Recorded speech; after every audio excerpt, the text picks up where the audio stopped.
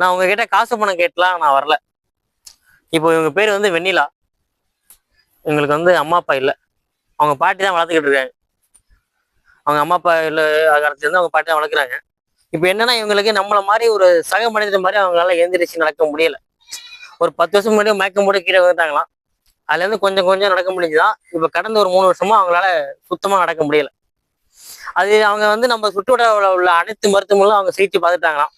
இது எதனால நடக்க முடியல, அவங்களுக்கு என்ன பிரச்சனை அப்படிங்கிறது தெரியல. இப்போ வந்து அவங்களோட பாட்டி கேட்குறது என்னன்னா, என்னோட பேத்தி எழுந்திரிச்சு நடந்தா போதும் அப்படிங்கிறத மட்டும் அவங்க கேட்குறாங்க.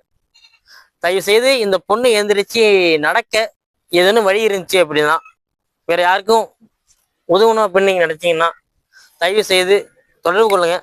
கண்டிப்பா நம்மளால முடியும்னு எனக்கு ஒரு நம்பிக்கை இருக்கு. சரியா? இந்த பொண்ணை எழுந்திரிச்சு நடக்க வைக்க முடியும்னு. ஏன்னா ஒரு 22 வயசு ஒரு பெண்மணி நடக்க முடியாம உட்காந்துருக்காங்க.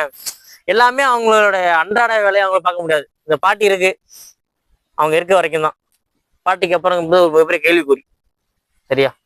அதனால இந்த பதிவே அனைவருக்கும் பகிருங்கள். மிக விரைவில் இந்த பெண்மணியை நம்ம எழுந்திரிச்சு நடக்க வைக்கிறோம். நன்றி, வணக்கம்.